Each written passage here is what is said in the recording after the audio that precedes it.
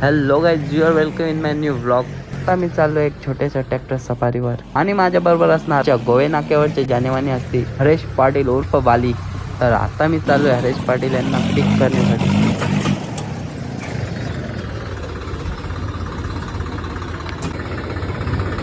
अरे लवकर.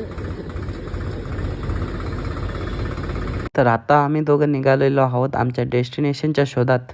पिंपलगड गावात एंट्री करताच होतो स्वागत आणि तेवढ्याच रस्त्यात भेटतो ट्रॅक्टरचा मोठा भाऊ JCB.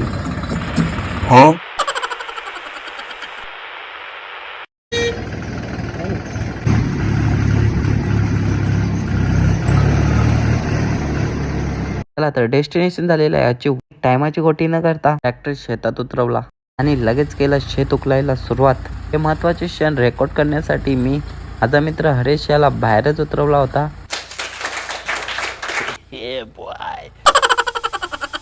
और फिर मारते हैं ये वाला और ये वाला मार के कर देते खत्म. चला तर शेत पूर्णपणे उकळून झालेलं आहे. तर आपण निघणार घरच्या रस्त्याला. त्याच्या आधी या बघा, यो माणूस जाम टिंगल करत.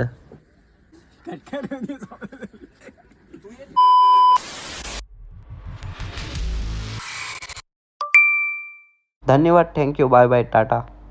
लगेच युटर्न घेऊन एंटर झालो गोवे गावात. इथून पकडली 120 ची स्पीड.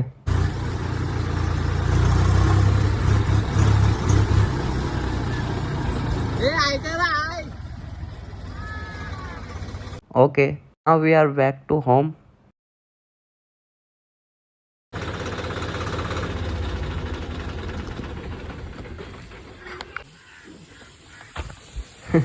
ही बघा, याची मस्ती चालूच आहे.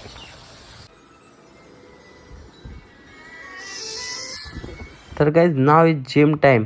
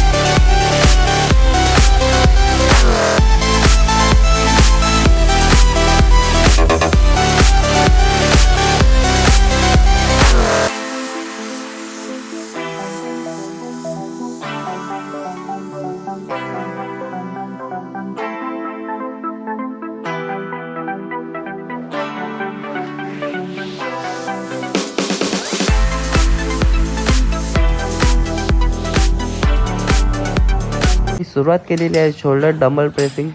शोल्डर प्रेसिंगचे मी करणार 3 working set till failure. Muscle गेनिंगसाठी जसे हेवी वेट मारणे फायदेकारक असते, तसेच इगो लिफ्टिंगमुळे इंजुरी होऊ शकते. म्हणून जी आपली वेट लिफ्टिंग पॉवर आहे तिच्यानुसार सिलेक्शन ऑफ वेट केला पाहिजे. म्हणून नेहमी असा वेट प्रॉपर बॉडी पोश्चर आणि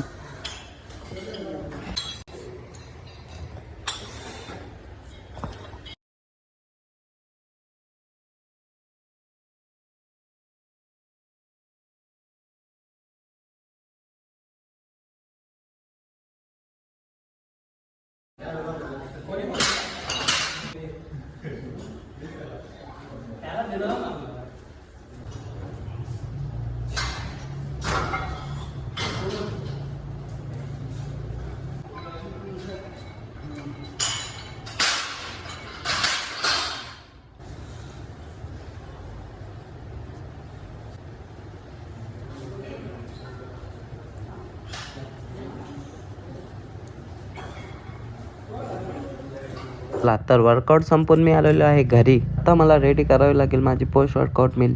माझ्याजवळ व्हे प्रोटीन अवेलेबल नसल्यामुळे मी अशी मील घेतो जी लवकर डायजेस्ट होईल आणि मसल रिकवर होण्यास मदत होईल.